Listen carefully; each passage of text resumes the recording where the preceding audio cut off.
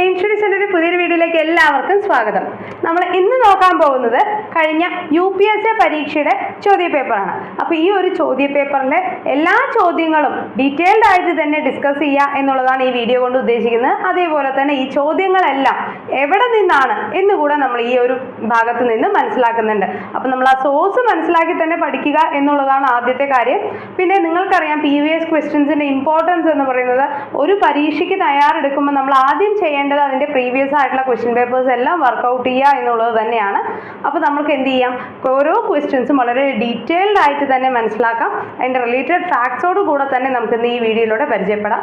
അതുകൊണ്ട് തന്നെ നിർബന്ധമായും ഈ വീഡിയോ മുഴുവനായും കാണാനായിട്ട് ശ്രദ്ധിക്കുക. ഓക്കെ, അപ്പോൾ നമ്മുടെ ചോദ്യത്തിലോട്ട് കിടക്കാം. 2020 പത്മശ്രീ ലഭിച്ച മുഴിക്കൽ പങ്കജാക്ഷി ഏത് കലാരൂപത്തിലൂടെയാണ് പ്രശസ്തയായത്? ഏത് കലാരൂപത്തിലൂടെയാണ് ഇതെന്ന് പറയുന്നത് എന്താണ്? ഇപ്പം നിങ്ങൾ പറയും കലയും സാഹിത്യവും നമ്മുടെ LPSC UPSC സിലബസിൽ വരുന്നില്ലല്ലോ, പിന്നെ എന്തുകൊണ്ടാണ് ഇങ്ങനെയുള്ള ചോദ്യങ്ങൾ എന്നുള്ളത് ഒരുപാട് പേരുടെ മനസ്സിലുള്ള ചോദ്യമാണ്. പക്ഷെ ഇത് കറണ്ട് അഫയേഴ്സ് റിലേറ്റഡ് ആയിട്ടുള്ള ഒരു ചോദ്യമാണ് കേട്ടോ. അപ്പോൾ ഇതിന് ഉത്തരം എന്ന് വരുന്നത് എന്താണ്? നോക്കുവിദ്യ പാവകളി എന്നുള്ളതാണ്. നോക്കുവിദ്യ പാവകളി എന്നുള്ളതാണ്. അപ്പോൾ നമ്മൾ ഓരോന്നും റിലേറ്റഡ് ഫാക്ട്സ് പഠിക്കുന്നതോടൊപ്പം തന്നെ കറണ്ട് അഫയേഴ്സിനും അതിൻ്റെതായ ഇമ്പോർട്ടൻസ് കൊടുത്തുകൊണ്ട് തന്നെ പഠിക്കുക.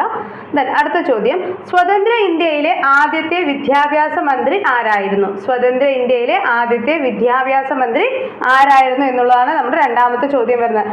ആരായിരുന്നു? മൗലാന അബ്ദുൽ കലാം ആസാദ് ആയിരുന്നു സ്വതന്ത്ര ഇന്ത്യയിലെ ആദ്യത്തെ വിദ്യാഭ്യാസ മന്ത്രി എന്ന് പറയുന്നത്. അപ്പോൾ നിങ്ങൾ ഈ ഒരു ചോദ്യം ഞാൻ പരിചയപ്പെടുത്തുമ്പോൾ അതോടൊപ്പം തന്നെ ഞാൻ വളരെ സന്തോഷത്തോടു കൂടെ പറയട്ടെ, നമ്മളുടെ കഴിഞ്ഞ UPSC പരീക്ഷയിൽ വന്ന ചോദ്യങ്ങളിൽ 60-ൽ കൂടുതൽ ചോദ്യങ്ങൾ എയിം സ്റ്റഡി സെന്ററിന്റെ മെറ്റീരിയലിൽ നിന്ന് തന്നെയായിരുന്നു. അപ്പോൾ അതിൻ്റെ പ്രൂഫ് സഹിതം, അതായത് ഞങ്ങളുടെ മെറ്റീരിയലിന്റെ ഫോട്ടോയിൽ ആ പറയുന്ന ക്വസ്റ്റ്യൻസ് മാർക്ക് ചെയ്തത് അത്രയും പ്രൂഫ് സഹിതം തന്നെ നമ്മൾ കഴിഞ്ഞ UPSC പരീക്ഷ കഴിഞ്ഞ് തൊട്ടടുത്ത ദിവസം തന്നെ നമ്മുടെ ഫേസ്ബുക്ക് കമ്മ്യൂണിറ്റിയിലും മറ്റുള്ള ഞങ്ങളുടെ ഗ്രൂപ്പുകളിലെല്ലാം തന്നെ സെൻഡ് ചെയ്തിട്ടുണ്ട്. നിങ്ങൾക്കത് വെരിഫൈ ചെയ്യാവുന്നതാണ്. അപ്പോൾ കഴിഞ്ഞ UPSC പരീക്ഷ എന്ന് പറയുന്നത് SCRTക്ക് പ്രാധാന്യം കൊടുത്തുകൊണ്ടുള്ള ഒരു പരീക്ഷ തന്നെയായിരുന്നു. അപ്പോൾ അത് ആ സമയത്ത് പോലും, അതായത് അപ്പോൾ നമ്മൾ എന്താ പറയുക, ഈ SCRT ഇത്രയും ഇമ്പോർട്ടൻസോട് കൂടി PSC രംഗത്തേക്ക് നോക്കി തുടങ്ങിയിട്ടില്ലാത്തൊരു സമയമായിരുന്നു അല്ലേ. പക്ഷെ ആ സമയത്തും ഞങ്ങൾ നൽകിയിരുന്ന കോച്ചിങ് എന്ന് പറഞ്ഞാൽ SCRTയിൽ ഓറിയൻറ്റഡ് അത്രയും ഡീറ്റെയിൽഡ് ആയിട്ട് ഓരോ ചാപ്റ്റേഴ്സും പഠിപ്പിച്ചുകൊണ്ട് തന്നെയാണ് ഞങ്ങളുടെ കുട്ടികളെ ഞങ്ങൾ അതിനായിട്ട് തയ്യാറാക്കിയിരുന്നത്. അതുകൊണ്ട് തന്നെയാണ് കഴിഞ്ഞ UPSC ലിസ്റ്റിൽ LPSC UPSC ലിസ്റ്റിൽ കേരളത്തിൽ തന്നെ ഇത്രയും വലിയൊരു വിജയം ഞങ്ങൾ എയിംസിന് നേടാനായിട്ട് സാധിച്ചത്. കഴിഞ്ഞ 6 കേട്ടറ്റിലും കേരളത്തിൽ തന്നെ ഏറ്റവും വലിയ വിജയം നേടിയിരിക്കുന്ന മറ്റൊരു സ്ഥാപനം ഇല്ല എന്ന് തന്നെ ഞങ്ങൾക്ക് അഭിമാനത്തോടു കൂടെ പറയാം. അത് ഞങ്ങൾ നൽകുന്ന കണ്ടന്റുകൾ, ഞങ്ങളുടെ കുട്ടികൾക്കായിട്ട് ഞങ്ങൾ തയ്യാറാക്കുന്ന ഓരോ മെറ്റീരിയലും അവർ കൃത്യമായി ഫോളോ ചെയ്യുന്നതുകൊണ്ട് തന്നെയാണ്. അപ്പോൾ ഈ ഒരു ചോദ്യം എന്ന് പറയുന്നത് സ്വതന്ത്ര ഇന്ത്യയിലെ ആദ്യത്തെ വിദ്യാഭ്യാസ മന്ത്രി മൗലാന അബ്ദുൽ കലാം ആസാദ് ആയിരുന്നു. അപ്പോൾ അത് ഞങ്ങളുടെ മെറ്റീരിയലിൽ നിന്നുള്ള ഏത് പാർട്ടാണ് എന്നുള്ളതാണ് ഞാനിവിടെ കൊടുത്തിരിക്കുന്നത്. ഇതിൽ നമ്മൾ ആ ദേശീയ വിദ്യാഭ്യാസ നയം 86-നെ കുറിച്ച്, അതുമായി ബന്ധപ്പെട്ട ബ്ലാക്ക് ബോർഡിനെ കുറിച്ചിട്ട് അല്ലെ, ഓപ്പറേഷൻ ബ്ലാക്ക് ബോർഡിനെ കുറിച്ച് പറയുന്നുണ്ട്. സ്വതന്ത്ര ഇന്ത്യയുടെ ആദ്യ വിദ്യാഭ്യാസ മന്ത്രി മൗലാന അബ്ദുൽ കലാം ആസാദ് ആണ്. അദ്ദേഹത്തിന്റെ birthday November 11 India means freedom എന്നുള്ളത് അദ്ദേഹത്തിൻ്റെ ഗ്രന്ഥമാണ് എന്നുള്ള കംപ്ലീറ്റ് ഫാക്റ്റുകളും കഴിഞ്ഞ ആ പരീക്ഷയുടെ പഠിക്കാനായിട്ട്, ആ സമയത്ത് നമ്മൾ പഠിക്കാനായിട്ട് കുട്ടികൾക്ക് നൽകിയിരുന്ന മെറ്റീരിയൽ ഡീറ്റെയിൽഡ് ആയിട്ട് തന്നെയുണ്ട്. നിങ്ങൾക്കത് കാണുന്നുണ്ടല്ലേ. അടുത്ത ചോദ്യം ഇതാണ്, ഇന്ത്യ ഗവൺമെൻറ് നടപ്പിലാക്കിയ പുതിയ നികുതിയായ ചരക്കു സേവന നികുതി നിലവിൽ വന്നത് എന്നാണ്? ഇന്ത്യ ഗവൺമെൻറ് നടപ്പിലാക്കിയ പുതിയ നികുതിയായ ചരക്കു സേവന നികുതി അഥവാ GST നിലവിൽ വരുന്ന എന്നാണ്? 2017 ജൂലൈ 1 അല്ലേ. 2017 ജൂലൈ 1. അപ്പോൾ അതിൻ്റെ റിലേറ്റഡ് ഫാക്ട്സ് കൂടെ നിങ്ങൾക്കറിയാം, നമ്മുടെ മെറ്റീരിയലിൽ നിന്ന് നിങ്ങൾക്ക് തന്നെ കാണാനായിട്ട് സാധിക്കുന്നുണ്ട്. പ്രധാന പരോക്ഷ നികുതികൾ എന്ന് പറയുന്നത് എക്സൈസ് നികുതി, വിനോദ നികുതി, വിൽപ്പന നികുതി എന്നിവയാണ്. പ്രത്യക്ഷ നികുതികളുണ്ട്. അതേപോലെ GST നിലവിൽ വരുന്ന എപ്പോഴാണ്? 2017 ജൂലൈ 1 എന്നുള്ളത് വളരെ വ്യക്തമായിട്ട് തന്നെ നമ്മുടെ മെറ്റീരിയലിൽ കൊടുത്തിട്ടുണ്ട്. ഇത് കൂടാതെ ജൂലൈ 1 നിലവിൽ വരുന്നത് ഒരു രാജ്യത്തിന് ഒരു നികുതി എന്നുള്ള കൺസെപ്റ്റ് മുന്നോട്ട് വെക്കുന്നതാണ് എന്ത്? GST, ചരക്ക് സേവന നികുതി അഥവാ ഗുഡ്സ് ആൻഡ് സർവീസ് ടാക്സ് എന്ന് പറയുന്നത്. ഓക്കെ അല്ലേ. അടുത്ത ചോദ്യം, തീഹാർ ജയിൽ എവിടെയാണ്? തീഹാർ ജയിൽ എവിടെയായിരുന്നു? ന്യൂഡൽഹിയാണ് അല്ലെ. തീഹാർ ജയിൽ എന്ന് പറയുന്നത് ന്യൂഡൽഹിയാണ്. 5-ാമത്തെ ചോദ്യം, കുട്ടികൾക്കെതിരെയുള്ള ലൈംഗികാതിക്രമങ്ങൾ തടയാൻ കൊണ്ടുവന്ന നിയമം ഏത് പേരിൽ അറിയപ്പെടുന്നു? കുട്ടികൾക്കെതിരെയുള്ള കുട്ടികൾക്കെതിരെയുള്ള ലൈംഗികാതിക്രമങ്ങൾ തടയാൻ കൊണ്ടുവന്ന നിയമം ഏത് പേരിൽ അറിയപ്പെടുന്നു? പോക്സോ എന്നറിയപ്പെടുന്നു അല്ലെ? പോക്സോ. ഏതാണ് വർഷം? 2012. Protection of child from sexual offences act of 2012 എന്നുള്ളതാണ്. Protection of child from sexual offences act 2012 എന്നുള്ളതാണ് പോക്സോ നിയമം എന്ന് പറയുന്നത്. ആറാമത്തെ ചോദ്യം, 2019 പ്രളയത്തിൽ ഏറ്റവും നാശനഷ്ടമുണ്ടാക്കിയ പുതുമല ഏത് ജില്ലയിലാണ്? പുതുമല ഏത് ജില്ലയിലാണ്?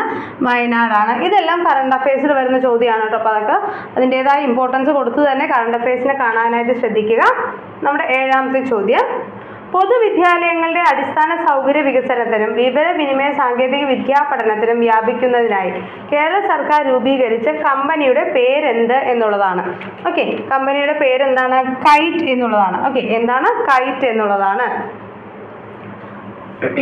അപ്പോൾ കൈറ്റുമായി ബന്ധപ്പെട്ടിട്ട് നമ്മൾ നമ്മുടെ കുട്ടികൾക്ക് പഠിക്കാൻ കൊടുത്തിട്ടുള്ള മെറ്റീരിയലാണ് നിങ്ങൾ ഈ കാണുന്നത്. കേരളത്തിൽ ഇതിപ്പോൾ നമ്മളുടെ ഇവിടെ പ്രീമിയം കോഴ്സ് പർച്ചേസ് ചെയ്തിട്ടുള്ള ഓരോ കുട്ടിക്കും അവരുടെ നമ്മുടെ ബാച്ചിനകത്ത്, നമ്മുടെ ആപ്പിനകത്ത് ജസ്റ്റ് ഒന്ന് നമുക്ക് നോക്കിക്കഴിഞ്ഞാൽ നമ്മുടെ മെറ്റീരിയൽസ് ഇതെല്ലാം അവർക്ക് വളരെ ഫെമിലിയർ ആയിട്ട് നമ്മുടെ ഈ 42ാമത്തെ ബാച്ചിലോട്ടുള്ള അഡ്മിഷൻ നമ്മൾ നടത്തിക്കൊണ്ടിരിക്കുന്ന സമയത്തും നിങ്ങൾക്ക് ഓരോ കുട്ടിക്കും കാണാനായിട്ട് സാധിക്കും. നമ്മുടെ ഓരോ ബാച്ചിലെയും കുട്ടികൾക്ക് നമ്മുടെ ആപ്പിനകത്ത് ഓപ്പൺ ചെയ്ത് കഴിയുമ്പോൾ നമ്മുടെ മെറ്റീരിയൽസ് ഇതെല്ലാം അവർക്ക് വളരെ ഫെമിലിയർ ആയിട്ടുള്ള മെറ്റീരിയൽസ് തന്നെയാണ്. അപ്പോൾ നിങ്ങൾക്ക് എല്ലാവർക്കും കാണാം ഈ മെറ്റീരിയൽസ് എല്ലാം നമ്മുടെ ആപ്പിനകത്ത് തന്നെ ഉണ്ട് കേട്ടോ. അപ്പോൾ ഞാൻ നമ്മുടെ പർച്ചേസ് ചെയ്യാത്ത കുട്ടികൾക്കായിട്ടാണ് ഇത് കാണിച്ചു തരുന്നത്. കേരളത്തിൽ വിദ്യാലയങ്ങളിൽ IT അധിഷ്ഠിത വിദ്യാഭ്യാസം പ്രവർത്തനമാക്കുന്നതിനായി പൊതുവിദ്യാഭ്യാസ വകുപ്പിന് കീഴിൽ ആരംഭിച്ച സംരംഭമാണ് കൈറ്റ് എന്ന് പറയുന്നത്. 2001 കൈറ്റ് ആരംഭിക്കുന്നത്. IT അറ്റ് സ്കൂൾ പദ്ധതി കേരള വിദ്യാഭ്യാസ വകുപ്പിന് കീഴിലെ കമ്പനിയായി മാറുന്നതാണ് കൈറ്റ് അഥവാ കേരള ഇൻഫ്രാസ്ട്രക്ചർ ആൻഡ് ടെക്നോളജി. പൊതുവിദ്യാഭ്യാസ വകുപ്പിന് കീഴിൽ ആദ്യത്തെ സർക്കാർ കമ്പനി എന്നറിയപ്പെടുന്നു കൈറ്റ് തന്നെയാണ്. പൊതുവിദ്യാഭ്യാസ വകുപ്പിന് കീഴിലെ സ്പെഷ്യൽ പർപ്പസ് വെഹിക്കിൾ കമ്പനി എന്ന് ചോദിച്ചാലും അത് കൈറ്റ് തന്നെയാണ്. Kerala infrastructure and technology for education എന്നുള്ളതാണ് കൈറ്റ് വരുന്നത്. ദെൻ വിക്ടേഴ്സ് എന്ന് പറയുന്നത് എന്താണെന്ന് വരുന്നത്? വിക്ടേഴ്സ് എന്ന് പറയുന്നത് വെർസറ്റൈൽ വിക്ടേഴ്സ് ആണ് കേട്ടോ. VICTERS വിക്ടേഴ്സ് അല്ലേ. നമ്മുടെ വിക്ടേഴ്സ് ചാനലുണ്ട്. നമ്മുടെ കുട്ടികൾക്കായിട്ട് പഠിക്കാനായിട്ട് ഫസ്റ്റ് ബെൽ പ്രോഗ്രാം ഒക്കെ സ്റ്റാർട്ട് ചെയ്ത് എവിടെ തന്നെയാണ്? വിക്ടേഴ്സിൻ്റെ ചാനലിൽ തന്നെയാണ്. അടുത്ത ചോദ്യം, ഇന്ത്യയുടെ ആദ്യ ഉപരാഷ്ട്രപതിയായിരുന്ന ഡോക്ടർ S. രാധാകൃഷ്ണന്റെ ജന്മസ്ഥലം എവിടെയാണ്? S. രാധാകൃഷ്ണൻ ജനിക്കുന്നത് തിരുത്തണിയാണ്. എവിടെയായിരുന്നു? തിരുത്തണിയാണ്. അടുത്ത ചോദ്യം, പുതിയ കേന്ദ്രഭരണ പ്രദേശമായ ലഡാക്ക് നിലവിൽ വന്നത് എന്നാണ്? പുതിയ കേന്ദ്രഭരണ പ്രദേശമായ ലഡാക്ക് നിലവിൽ വന്നത് എന്നാണ് എന്നുള്ളതാണ്. പുതിയ കേന്ദ്രഭരണ പ്രദേശം നിലവിൽ വരുന്നത് എപ്പോഴാണ്? 2019 ഒക്ടോബർ 31. ഒക്ടോബർ 31. അതോടുകൂടി 8 യൂണിയൻ ടെറിട്ടറീസും 28 സംസ്ഥാനങ്ങളുമാണ് വരുന്നത്. 8 യൂണിയൻ ടെറിട്ടറീസും 28 സംസ്ഥാനങ്ങളും. ഇന്ത്യൻ സ്വതന്ത്ര സമര സേനാനിയായിട്ടുള്ള അഫ്ഗാനുള്ള ഖാൻ 121 ഏക്കർ വിസ്തൃതിയുള്ള മൃഗശാല നിർമ്മിക്കാൻ തീരുമാനിച്ച സംസ്ഥാനമായിരുന്നു ഉത്തർപ്രദേശ്. അത് നമ്മൾ കറണ്ട് അഫയേഴ്സിൽ കൊടുത്തിട്ടുള്ള ഭാഗമായിരുന്നു കേട്ടോ. ജമ്മു കാശ്മീർ ലഡാക്ക് കേന്ദ്രഭരണ പ്രദേശങ്ങൾ ഔദ്യോഗികമായി നിലവിൽ വന്നത് 2019 ഒക്ടോബർ 31 മുതലാണ് എന്നുള്ളത് നമ്മുടെ മെറ്റീരിയൽ നിങ്ങൾക്ക് വ്യക്തമായി തന്നെ കാണാവുന്നതാണ് അല്ലേ. നിങ്ങൾക്ക് ഞാൻ അണ്ടർലൈൻ ചെയ്ത് കാണിക്കുന്നുണ്ട്. ഓക്കെ, അപ്പോൾ ജമ്മു കാശ്മീർ ലഡാക്ക് കേന്ദ്രഭരണ പ്രദേശങ്ങളിൽ ഔദ്യോഗികമായി നിലവിൽ വന്നത് 2019 ഒക്ടോബർ 31 മുതൽ എന്നുള്ളതാണ്. നമ്മൾ കൃത്യമായി ഇതേ ചോദ്യം തന്നെയല്ല ചോദിച്ചിരിക്കുന്നത്. 2019 ഒക്ടോബർ 31. പുതിയ കേന്ദ്രഭരണ പ്രദേശമായ ലഡാക്ക് നിലവിൽ വന്നത് 2019 ഒക്ടോബർ 31. അടുത്ത ചോദ്യം, പുതിയ കേന്ദ്രഭരണ പ്രദേശം അതായിരുന്നു നമ്മളിപ്പോൾ ഡിസ്കസ് ചെയ്ത്. 2020 ICC വനിതാ 2020 വേൾഡ് കപ്പ് ജേതാക്കൾ ആരാണ്?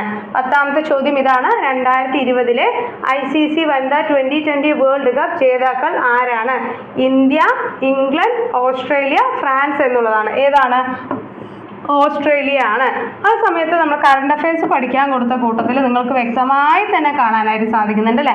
ചാമ്പ്യന്മാരായത് ഓസ്ട്രേലിയ, ആ സമയത്ത് റണ്ണറപ്പ് ആയിരുന്നത് ഇന്ത്യയാണ്, വേദി ഓസ്ട്രേലിയ ആയിരുന്നു.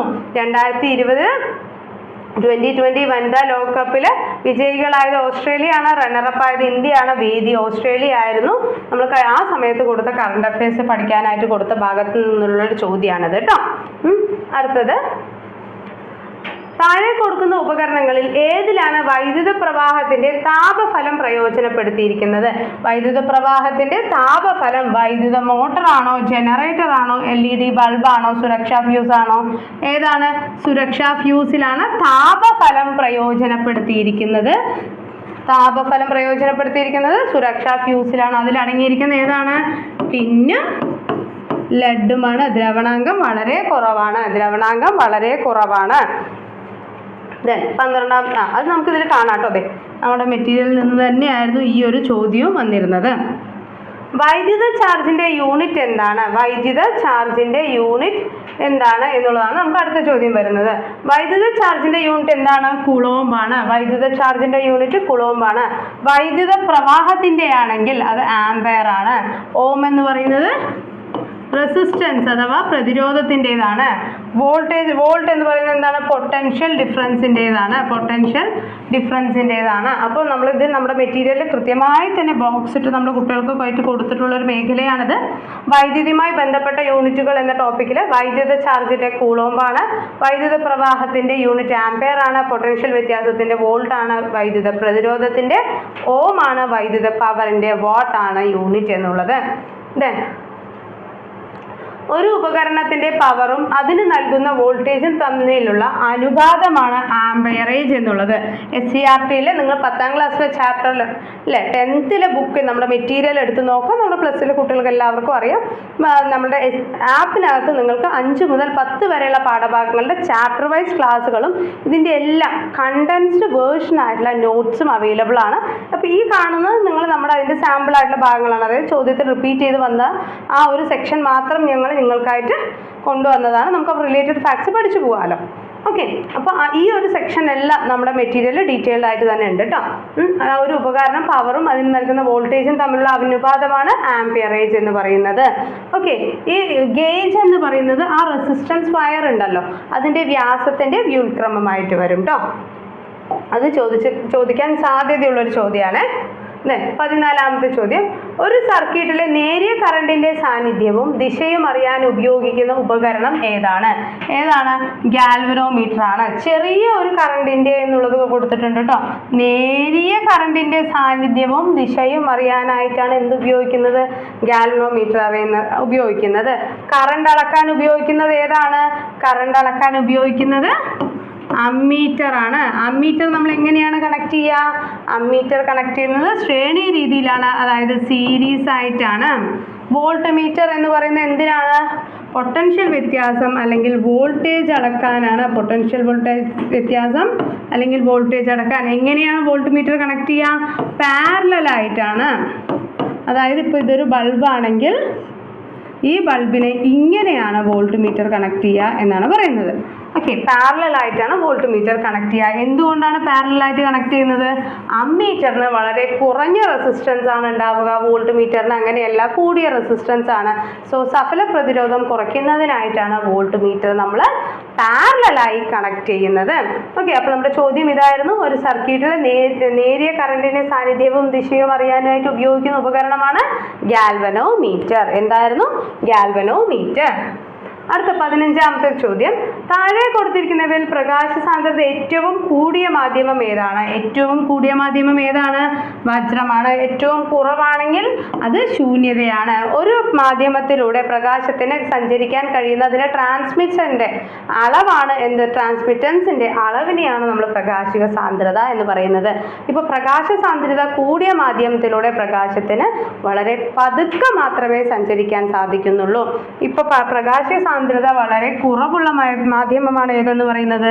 ശൂന്യത എന്ന് പറയുന്നത്. പ്രകാശ സാന്ദ്രത വളരെ കുറവാണ്, അതുകൊണ്ട് തന്നെ വളരെ വേഗത്തിൽ പ്രകാശത്തിന് സഞ്ചരിക്കാൻ സാധിക്കുന്ന മാധ്യമം ഏതാണ്? നമ്മുടെ ശൂന്യത തന്നെയാണ്. ഓക്കെ, അപ്പോൾ നമ്മുടെ മെറ്റീരിയലിൽ നിന്ന് നിങ്ങൾക്ക് ഈ ഒരു ചോദ്യം കാണാം. പ്രകാശ സാന്ദ്രത ഏറ്റവും കൂടിയ മാധ്യമം വജ്രമാണ്, ഏറ്റവും കുറഞ്ഞത് ശൂന്യതയിലാണ്. ഓക്കെ. ദെൻ അടുത്തത് ജലത്തിൻ്റെ ക്രിട്ടിക്കൽ കോൺ എത്രയാണ്? ജലത്തിൻ്റെ ക്രിട്ടിക്കൽ കോൺ എത്രയാണ്? 48.6 എന്നുള്ളതാണ്. 48.6 എന്നുള്ളതാണ്. എന്താണ് ക്രിട്ടിക്കൽ കോൺ എന്നുള്ളത് കൊണ്ട് അർത്ഥമാക്കുന്നത്? അതായത് നമ്മുടെ ഒരു പതനരശ്മി വന്ന് പതിച്ചു, അപ്പോൾ അതിൻ്റെ ആ ഒരു അപവർത്തന കോൺ എന്ന് പറയുന്നത് 90 ഡിഗ്രി ആവുന്നത് എപ്പോഴാണോ ആ 90 ഡിഗ്രി ആവുന്ന സമയത്ത് പതന കോണിൻ്റെ അളവാണ് ക്രിട്ടിക്കൽ കോൺ എന്ന് പറയുന്നത്. ഓക്കെ, ഈ ക്രിട്ടിക്കൽ കോൺ എത്രയാണ്? 48.6 ആണ്. ഇതിനകത്ത് നമ്മൾ ജലത്തിൻ്റെ ക്രിട്ടിക്കൽ കോൺ എന്ന് പറഞ്ഞാൽ 48.6 എന്ന് കൊടുത്തിട്ടുണ്ട്. ഓക്കെ, ദെൻ നിങ്ങൾക്ക് അപവർത്തനാങ്കം എല്ലാ എക്സാംസിനും എടുത്ത് ചോദിക്കുന്നതാണ്. വായുവിൻ്റെ 1 ആണ്. 1.3003 ഒന്നും തരില്ല, 1 എന്നേ തരാറുള്ളൂ. ഐസിൻ്റെ ആണെങ്കിൽ 1.3 ആണ്. ജലം 1.11 ആണ്. ഓക്കെ അല്ലേ? വജ്രത്തിൻ്റെ അപവർത്തനാങ്കോട്ടം ഇവിടെ കൊടുത്തിരിക്കുന്നത്. നമുക്ക് ഈ പരീക്ഷയിൽ ചോദിച്ചിരിക്കുന്ന ഭാഗം ജലത്തിൻ്റെ ക്രിട്ടിക്കൽ കോണാണ് 48.6 ഡിഗ്രി. അടുത്തത് 17ാമത്തെ ചോദ്യം. നക്ഷത്രങ്ങൾ മിന്നിത്തിളങ്ങുന്നതിന് കാരണമായ പ്രകാശ പ്രതിഭാസം എന്താണ്? നക്ഷത്രങ്ങൾ മിന്നിത്തിളങ്ങുന്നതിന് കാരണമായ പ്രകാശ പ്രതിഭാസം ഏതാണ്? അന്തരീക്ഷ അപവർത്തനമാണ്.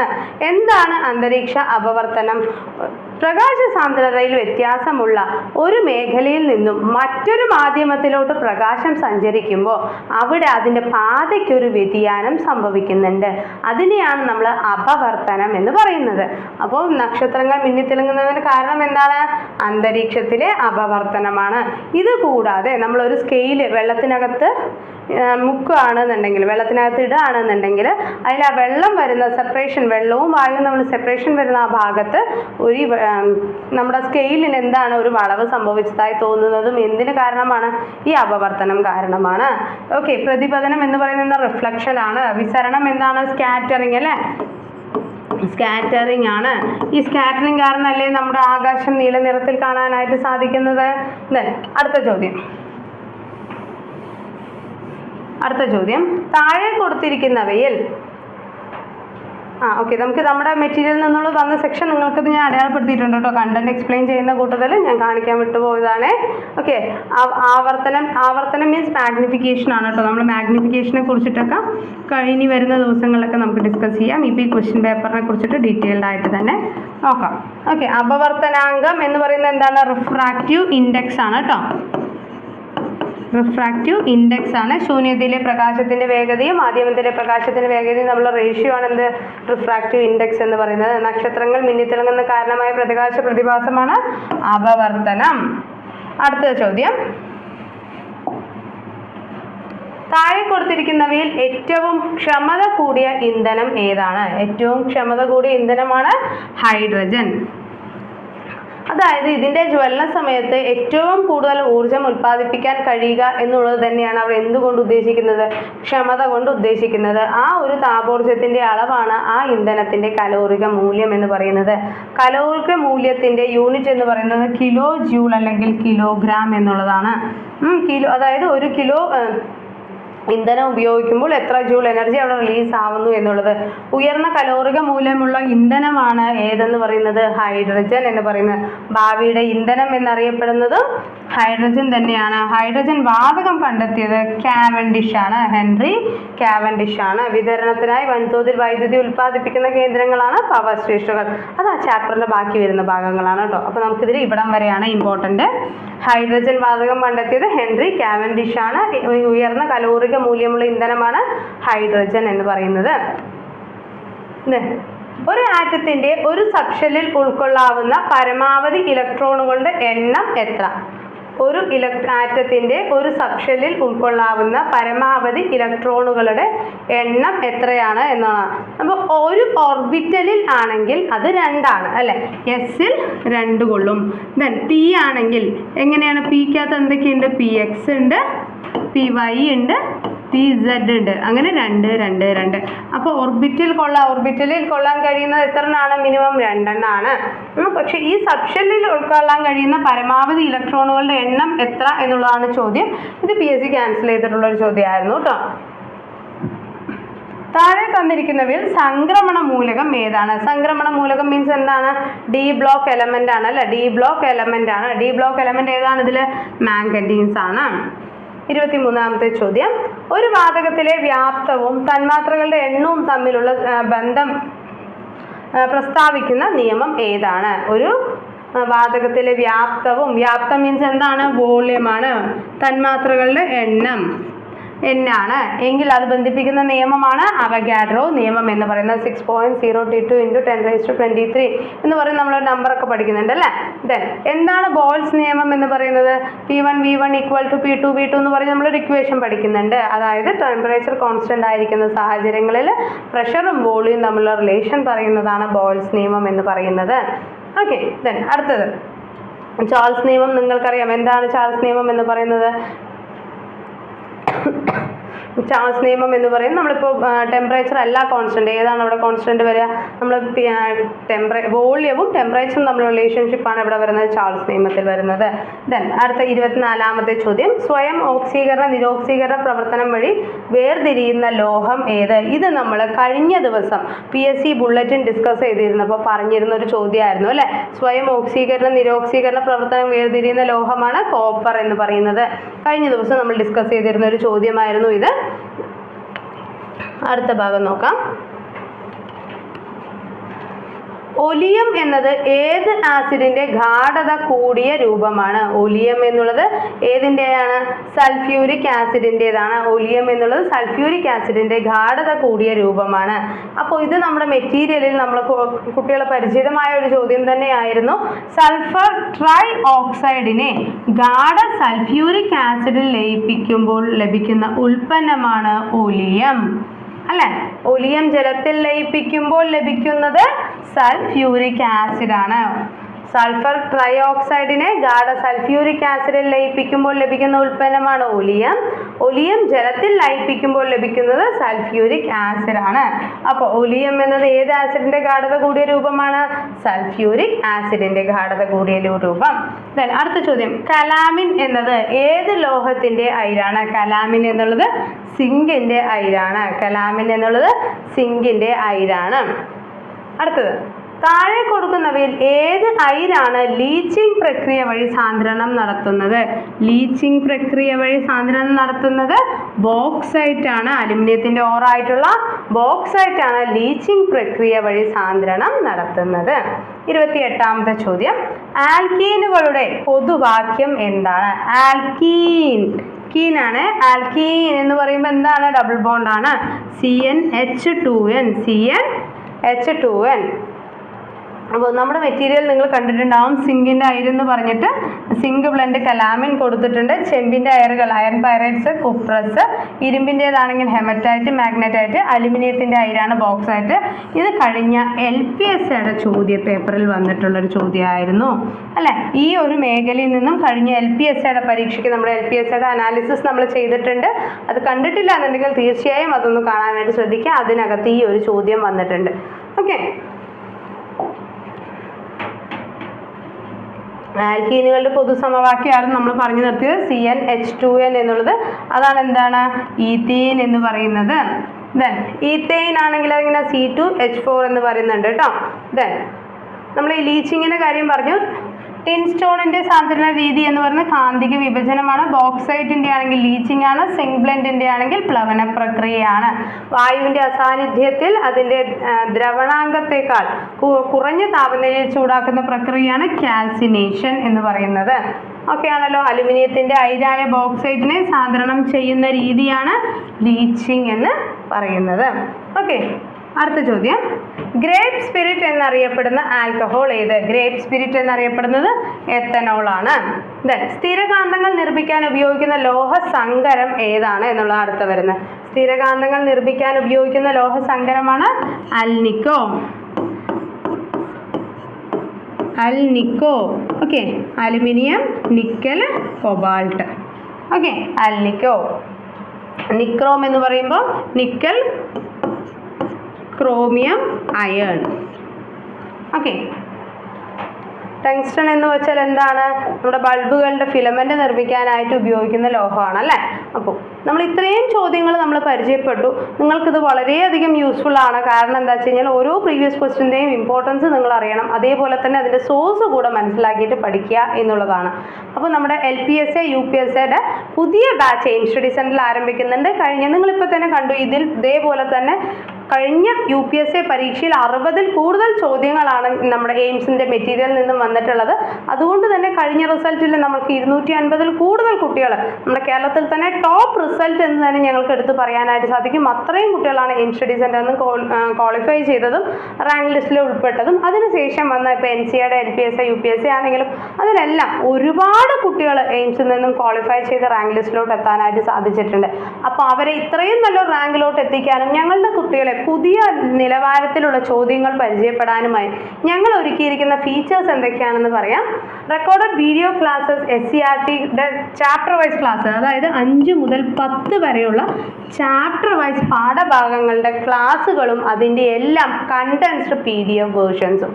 ഓക്കെ, ദെൻ ലൈവ് ക്ലാസ്സുകൾ, നമ്മൾ ഷെഡ്യൂൾഡ് ലൈവ് ക്ലാസ്സുകളാണ്. സോ കുട്ടികൾക്ക് ഏത് സമയത്തും ഇഫ് ലൈവ് അറ്റൻഡ് ചെയ്യാൻ സാധിച്ചില്ല എന്നുണ്ടെങ്കിൽ അത് അവർക്ക് റെക്കോർഡഡ് ആയിട്ട് കൂടെ ലഭിക്കുന്ന രീതിയിൽ തന്നെയാണ് ലൈവ് ക്ലാസ്സുകൾ സെറ്റ് ചെയ്യുന്നത്. ഇതിൻ്റെ എല്ലാം PDF നോട്ടുകൾ നമ്മുടെ ആപ്പിനകത്ത് നിങ്ങൾക്ക് അവൈലബിൾ ആയിരിക്കും. ഡൗൺലോഡ് ചെയ്യാം, പ്രിൻ്റ് എടുക്കാം, പഠിക്കാനായിട്ട് ഉപയോഗിക്കാവുന്നതാണ്. സിസ്റ്റമാറ്റിക് സ്റ്റഡി പ്ലാൻ ഗ്രൂപ്പിനകത്ത് ഡെയിലി നമ്മൾ ആദ്യം ശരിക്കും മന്ത്ലി സ്റ്റഡി പ്ലാൻ ഇടുന്നത് കൂടാതെ ഡെയിലി അതിൽ നിന്നും ഡെയിലി പ്ലാൻസും വരുന്നുണ്ട്. ഡെയിലി എക്സാംസ് കൂടെ ഞങ്ങൾ നിങ്ങൾക്കായിട്ട് ഒരുക്കുന്നുണ്ട്. തിങ്കൾ മുതൽ വെള്ളി വരെ പഠിച്ച ടോപ്പിക്കുകൾ അന്നന്ന് തന്നെ റിവിഷൻ എഴുതി അന്നന്നാൾ തന്നെ എക്സാം എഴുതി നമ്മൾ പഠിച്ചു വരും. ശനിയാഴ്ച റിവിഷൻ ഡേ ആണ്. അതിനുശേഷം ഞായറാഴ്ച വീക്കിലി എക്സാം കൂടെ നമ്മൾ കണ്ടക്ട് ചെയ്യുന്നുണ്ട്. അതുകൂടാതെ വീക്കിലി റിവിഷൻ ടെസ്റ്റ് കൂടാതെ നമ്മൾ നൽകുന്ന ഒന്നാണ് വീക്കിലി OMR പരീക്ഷ. അപ്പോൾ വീക്കിലി ടെസ്റ്റ് എന്ന് പറയുമ്പോൾ ഞാൻ പറഞ്ഞു തിങ്കൾ മുതൽ വെള്ളി വരെ നമ്മൾ പഠിച്ച ടോപ്പിക്കിനെ ബേസ് ചെയ്തുകൊണ്ടുള്ള ഒരു എക്സാം ആണെന്ത് weekly revision exam. Weekly OMR എന്ന് പറയുന്നത് വെനസ്ഡേ ആണ് നമ്മൾ നൽകുക കേട്ടോ. വെനസ്ഡേ ആണ് പ്രൊവൈഡ് ചെയ്യുന്നത്. ഈ ഒരു വീക്ക്ലി OMR എക്സാം എന്ന് പറയുമ്പോൾ നമ്മൾ ബുധനാഴ്ച നൽകുന്നതാണെന്ന് പറഞ്ഞു. കംപ്ലീറ്റ് സിലബസിനെ ബേസ് ചെയ്തിട്ട് ഒരു മോഡൽ എക്സാം ആണ് ഉദ്ദേശിക്കുന്നത്. സിലബസിനെ ബേസ് ചെയ്തുകൊണ്ടുള്ളൊരു മോഡൽ പരീക്ഷയാണത്. അപ്പോൾ നിങ്ങൾ പരീക്ഷയ്ക്ക് കയറുന്നതിന് മുമ്പ് പരീക്ഷയെക്കുറിച്ചുള്ള പേടി മാറാനും റിയൽ ആയിട്ടുള്ളൊരു എക്സാം എക്സ്പീരിയൻസ് കിട്ടാനും നിങ്ങൾക്ക് ഈ വീക്ക്ലി വരുന്ന OMR എക്സാം വളരെ യൂസ്ഫുൾ ആയിരിക്കും. Okay, then daily quiz, current affairs ഞാൻ പറഞ്ഞു. ഡെയിലി എക്സാംസ് നമുക്ക് അവൈലബിൾ ആണ്. മോക്ക് ടെസ്റ്റുകൾ, മോഡൽ പരീക്ഷകൾ, നിരവധി മോക്ക് ടെസ്റ്റുകൾ നമ്മുടെ ആപ്പിനകത്ത് അവൈലബിൾ ആണ്. എത്ര വേണമെങ്കിൽ നിങ്ങൾക്ക് വർക്കൗട്ട് ചെയ്ത് നോക്കാം. ഡിസ്കഷൻ പ്ലാറ്റ്ഫോം ഉണ്ടാവും. അതേപോലെ നിങ്ങൾ പഠിക്കുന്നുണ്ടോ, കൃത്യമായി എക്സാംസ് എഴുതുന്നുണ്ടോ നോക്കുന്നതിന് ഫോളോ അപ്പറും 2 പേഴ്സണൽ മെൻറ്റേഴ്സും ഈ ഒരു കോഴ്സിൻ്റെ ഭാഗമായിട്ട് നിങ്ങൾക്ക് ലഭിക്കുന്നതാണ്. അതും കേരളത്തിൽ തന്നെ ഏറ്റവും കുറഞ്ഞ ഫീസിലാണ് നിങ്ങൾക്കായിട്ട് ഞങ്ങൾ ഈ കോഴ്സുകൾ അറേഞ്ച് ചെയ്തിരിക്കുന്നത്. ഏറ്റവും ബെസ്റ്റ് ക്വാളിറ്റി ക്ലാസ്സുകൾ, ഏറ്റവും കുറഞ്ഞ ഫീസ്. അതാണ് എയിം സ്റ്റഡി സെൻറ്റർ എന്ന് പറയുന്നത്.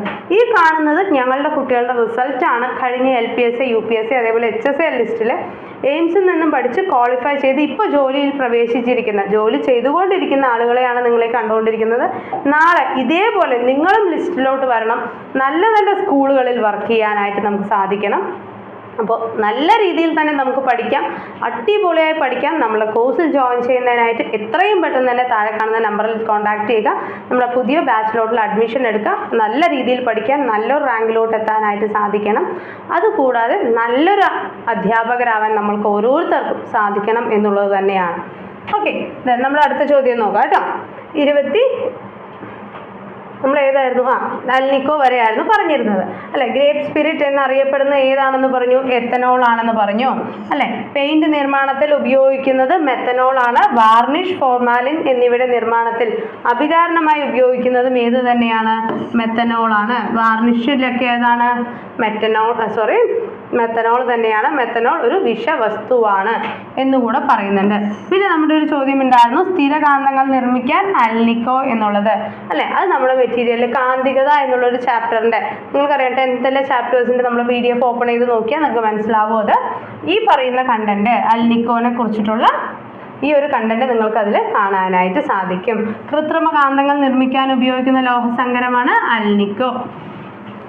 പ്രകൃതിയിൽ നിന്നും നേരിട്ട് ലഭ്യമാകുന്നതാണ് സ്വാഭാവിക കാന്തങ്ങൾ. കാന്തത്തിന്റെ സജാതീയ ധ്രുവങ്ങൾ വികർഷിക്കുകയും വിജാതീയ ധ്രുവങ്ങൾ ആകർഷിക്കുകയും ചെയ്യുന്നു എന്നുള്ളത് നമ്മുടെ മെറ്റീരിയലിലുണ്ട് കേട്ടോ.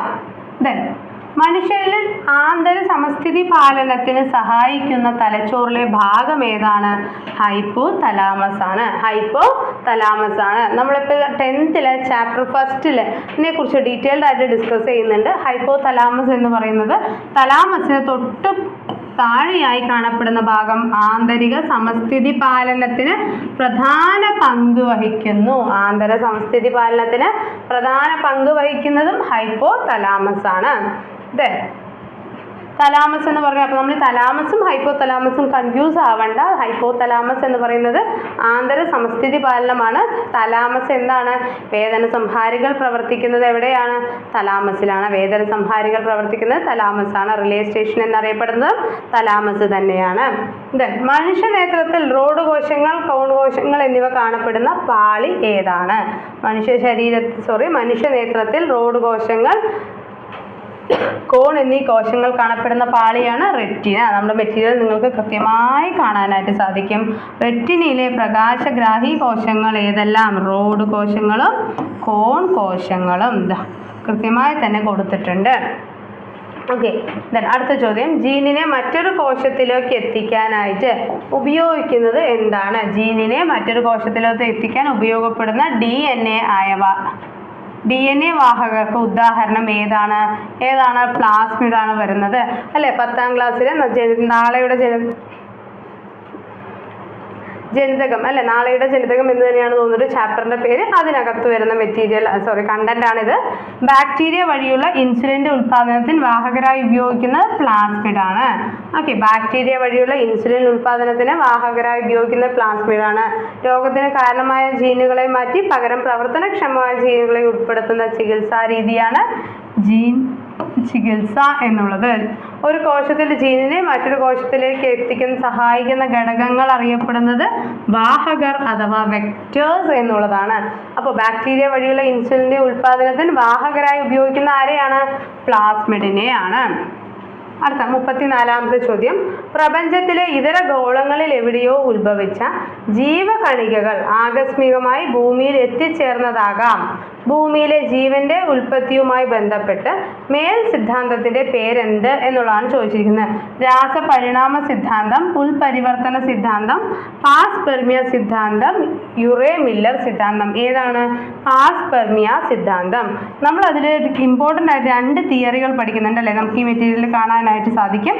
പ്രപഞ്ചത്തിലെ ഇതര ഗോളങ്ങളിൽ എവിടെയോ ജീവൻ ഉത്ഭവിച്ച് ആകസ്മികമായി ഭൂമിയിൽ എത്തിയതാകാം എന്ന വാദഗതിയാണ് പാസ്പെർമിയ എന്നുള്ളത്.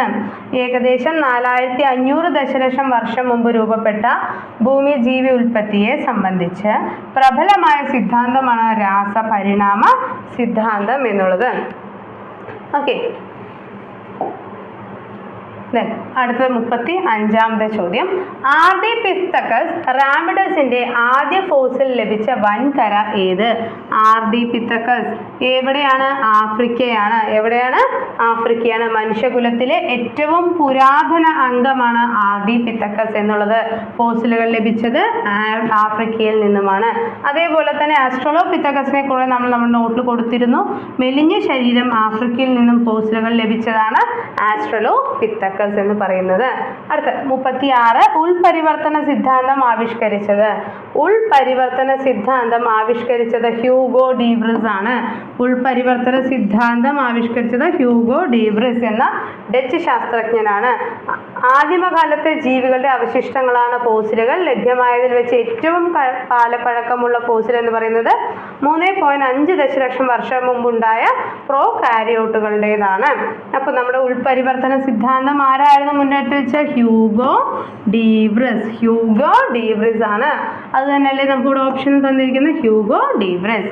ആതിഥേയ കോശങ്ങളിലെ ജനിതക സംവിധാനം പ്രയോജനപ്പെടുത്തി സൂക്ഷ്മജീവിയാണ് വൈറസ് എന്ന് പറയുന്നത്. ആതിഥേയ കോശങ്ങളിലെ ജനിതക വിവരങ്ങൾ ഉപയോഗപ്പെടുത്തി പ്രവർത്തിക്കുന്ന ജീവിയാണ് ആരെന്ന് പറയുന്നത്? വൈറസ് എന്ന് പറയുന്നത്. അടുത്തത് കരളിൽ കൊഴുപ്പ് അടിഞ്ഞു കൂടുന്നത് മൂലമുണ്ടാകുന്ന രോഗം ഏത്? കരളിൽ കൊഴുപ്പ് അടിഞ്ഞു കൂടുന്നത് മൂലമുണ്ടാകുന്ന രോഗമാണ് ഫാറ്റി ലിവർ. കരളിൽ കൊഴുപ്പ് അടിഞ്ഞു കൂടുന്നത് മൂലമുണ്ടാകുന്ന രോഗമാണ് ഫാറ്റി ലിവർ. കരളിൽ കൊഴുപ്പ് അടിഞ്ഞു കൂടാൻ ഇടയാവുന്ന രോഗം ഏതാണ്? ജീവിതശൈലി രോഗങ്ങൾ എന്നുള്ള ഭാഗത്ത് നിന്നും നമുക്ക് നമ്മുടെ മെറ്റീരിയൽ കാണാം.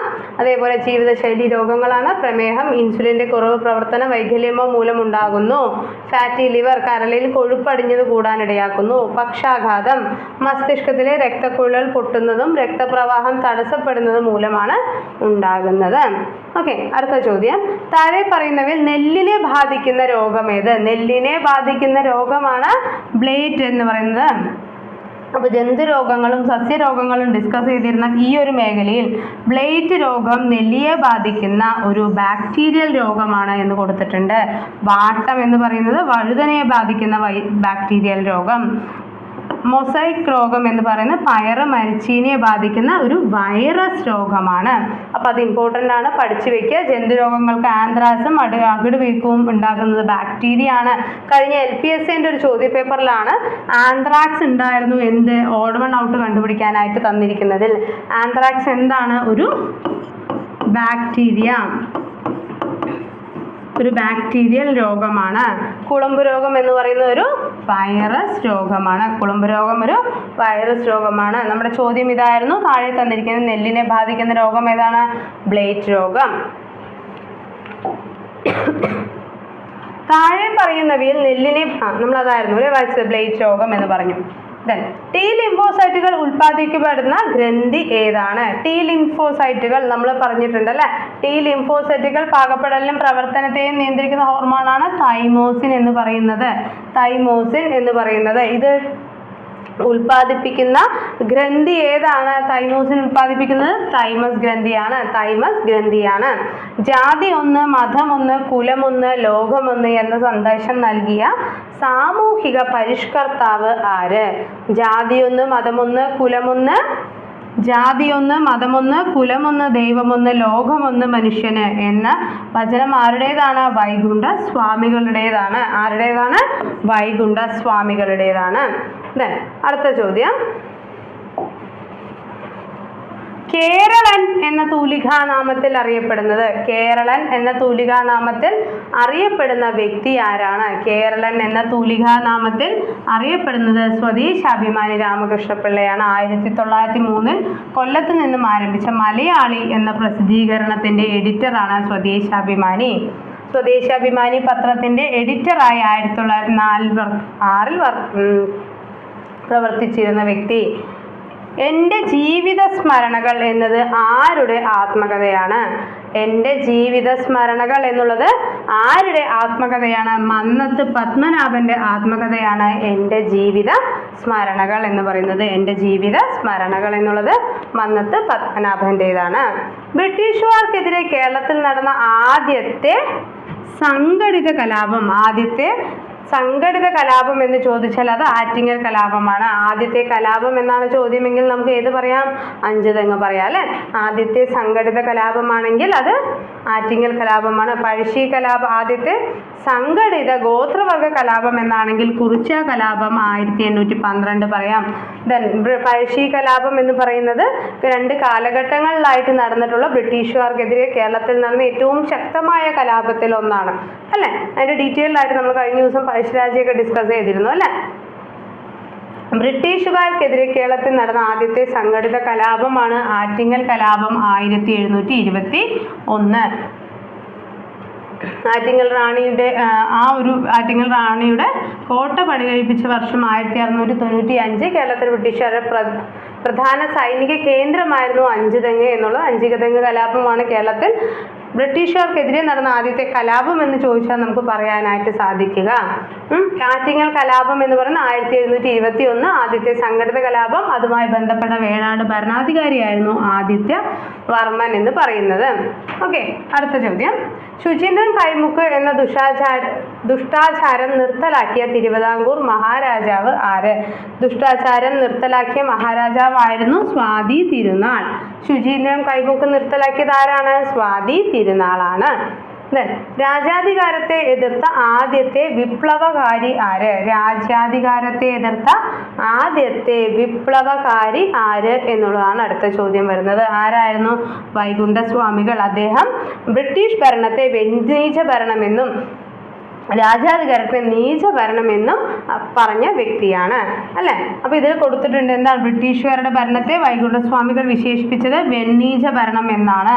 തിരുവിതാംകൂർ രാജാവിനെ വൈകുണ്ഠസ്വാമികൾ വിശേഷിപ്പിച്ചത് അനന്തപുരിയിലെ നീചൻ എന്നുള്ളതാണ്. തിരുവിതാംകൂർ ഭരണത്തെ വൈകുണ്ഠസ്വാമികൾ വിശേഷിപ്പിച്ചത് കരിനീച ഭരണം എന്നുള്ളതാണ്. അപ്പോൾ നമുക്ക് ഈ ഒരു ഫാക്ടുകളിൽ നിന്ന് എന്തറിയാം? രാജ്യാധികാരത്തെ എതിർത്ത ആദ്യത്തെ വിപ്ലവകാരിയാണ് വൈകുണ്ഠസ്വാമികൾ. ഓക്കെ അല്ലേ? അടുത്ത ചോദ്യത്തിലോട്ട് കടക്കുന്നതിന് മുമ്പ് ഇപ്പോൾ നമ്മൾ ഈ വന്ന റിസൾട്ടിൽ കേട്ടിട്ടിൽ നമ്മുടെ കേരളത്തിൽ തന്നെ ഏറ്റവും ടോപ്പ് റിസൾട്ട് തന്നെ മെയിൻറ്റെയിൻ ചെയ്യാനായിട്ട് എയിം സ്റ്റഡി സെൻ്ററിന് സാധിച്ചിട്ടുണ്ട്. ഞങ്ങൾ കൊടുത്ത മെറ്റീരിയൽസ് കൃത്യമായി ഫോളോ ചെയ്ത് നല്ലൊരു റിസൾട്ട് തന്നെയാണ് ഇത്തവണയും എയിംസിലെ കുട്ടികൾ നേടിയിരിക്കുന്നത്. കേരളത്തിൽ തന്നെ ഏറ്റവും വലിയ റിസൾട്ടാണ് കേരളത്തിൽ 6ാം തവണയും എയിം സ്റ്റഡി സെൻ്റർ നേടാനായിട്ട് സാധിച്ചത്. കഴിഞ്ഞ 6 തവണയും കേരളത്തിൽ ഇത്രയും നല്ലൊരു റിസൾട്ട് നേടാൻ സാധിച്ചു എന്നുള്ളത് ഞങ്ങൾക്ക് വളരെയധികം അഭിമാനത്തോടു കൂടെ പറയാൻ സാധിക്കുന്ന ഒന്നാണ്. LPSA, UPSA അതേപോലെ തന്നെ കേട്ടറ്റ് എന്നിവിടെ പുതിയ ബാച്ചുകൾ എയിംസിൽ ആരംഭിക്കുന്നുണ്ട്. അപ്പോൾ എത്രയും പെട്ടെന്ന് തന്നെ നിങ്ങൾക്ക് ജോയിൻ ചെയ്യാം. ഇനിയുള്ള കേട്ടറ്റ് നിങ്ങളുടെ കയ്യിൽ നിന്നും പോകരുത്. അടുത്ത LPSA, UPSAയുടെ പ്രിപ്പയർ ചെയ്യുന്ന കുട്ടികളോട് എനിക്ക് പറയാനുള്ളത്, ഈ വരുന്ന UPSAയുടെ കഴിഞ്ഞു കഴിഞ്ഞാൽ നമ്മൾക്കൊരു 4 വർഷം കഴിഞ്ഞിട്ടേ ചാൻസ് ഉള്ളൂ. ആ സമയത്തുണ്ടാകുന്ന മാറ്റങ്ങളെക്കുറിച്ച് ഒന്നും നമ്മൾക്കറിയില്ല. സോ ഒരു റിസ്ക് എടുക്കുകയല്ല, പരസ്യവാചകങ്ങളൊന്നുമല്ല, ഞങ്ങളുടെ റിസൾട്ട് കണ്ടിട്ട് നിങ്ങൾ ജോയിൻ ചെയ്യുക. ഞങ്ങളുടെ മെറ്റീരിയൽസ് കണ്ട് നിങ്ങൾക്ക് അത്രയും കോൺഫിഡൻസോട് കൂടെ തന്നെ നിങ്ങൾക്ക് ജോയിൻ ചെയ്യാവുന്നതാണ്. ഡെയിലി എക്സാംസ് എഴുതി, വീക്ക്ലി എക്സാംസ് എഴുതി, OMR എഴുതി, മോഡൽ എഴുതി, മോക്ക് ടെസ്റ്റുകൾ ചെയ്ത് തന്നെ നമുക്ക് പഠിക്കാം. 2 പേഴ്സണൽ മെൻറ്റേഴ്സിൻ്റെ സപ്പോർട്ടും ഫോളോ അപ്പും നിങ്ങൾക്ക് ഈ ഒരു കോഴ്സിൻ്റെ ഭാഗമായിട്ട് ഇത്രയും കുറഞ്ഞ ഫീസിൽ അവൈലബിൾ ആണ്. അപ്പോൾ എത്രയും പെട്ടെന്ന് തന്നെ ജോയിൻ ചെയ്യാം, നമുക്ക് പഠിക്കാം. നല്ലൊരു റാങ്കിലോട്ട് എത്താനായിട്ട് എല്ലാവർക്കും സാധിക്കണം. അതേപോലെ തന്നെ ഭാവിയിൽ നല്ലൊരു അധ്യാപകരാവുക എന്നുള്ള നമ്മുടെ മോഹം പൂവണിയാനായിട്ട് എയിം സ്റ്റഡി സെൻ്റർ നിങ്ങളോടൊപ്പം എന്നും ഉണ്ടാവും. തീർച്ചയായിട്ടും ജോയിൻ ചെയ്യൂ. കൂടുതൽ വിവരങ്ങൾക്കായിട്ട് താഴെ കാണുന്ന നമ്പറിൽ കോൺടാക്ട് ചെയ്താൽ മതി കേട്ടോ. അപ്പോൾ നമ്മൾ അടുത്ത ചോദ്യത്തിലോട്ട് പോവാവേ. കുഞ്ഞൻ പിള്ള എന്ന യഥാർത്ഥ നാമധേയമുള്ള കേരളത്തിലെ നവോത്ഥാന ചിന്തകൻ ആരാണ്? കുഞ്ഞൻ പിള്ള എന്ന പേര് ആരുടേതാണ് എന്നാണ്? ആരുടേതാണ്? ചട്ടമ്പി സ്വാമികളുടേതാണ്. ചട്ടമ്പി സ്വാമികളുടെ ബാല്യകാല നാമമാണ് കുഞ്ഞൻ പിള്ള. യഥാർത്ഥ നാമം അയ്യപ്പൻ എന്നായിരുന്നു. സന്യാസം സ്വീകരിച്ച ശേഷം ചട്ടമ്പി സ്വാമികൾ സ്വീകരിച്ച പേരാണ് ഷൺമുഖദാസൻ എന്നുള്ളത്. ഈ പേര് നിർദ്ദേശിച്ച വ്യക്തിയാണ് തൈക്കാട് അയ്യർ. ചട്ടമ്പി സ്വാമികൾക്ക് ബോധോദയം അല്ലെങ്കിൽ ബോധോദയം ലഭിച്ച സ്ഥലമാണ് വടിവീശ്വരം എന്ന് പറയുന്നത്. ഓക്കെ, തിരുവനന്തപുരം സർക്കാർ സെക്രട്ടേറിയറ്റിൽ ക്ലർക്കായി പ്രവർത്തിച്ച വ്യക്തി കൂടിയായിരുന്നു ചട്ടമ്പി സ്വാമികൾ. അദ്ദേഹത്തിന്റെ യഥാർത്ഥ നാമം ബാല്യകാല നാമം കുഞ്ഞൻ പിള്ള എന്നും യഥാർത്ഥ നാമം അയ്യപ്പൻ എന്നുമായിരുന്നു. 48ാമത്തെ ചോദ്യം. കേരള നവോത്ഥാനത്തിന്റെ വഴിത്തിരിവായി അരുവിപ്പുറം പ്രതിഷ്ഠ നടത്തിയ സാമൂഹിക പരിഷ്കർത്താവ് ആരാണ്? അരുവിപ്പുറം പ്രതിഷ്ഠ ശ്രീനാരായണ ഗുരുവാണ്.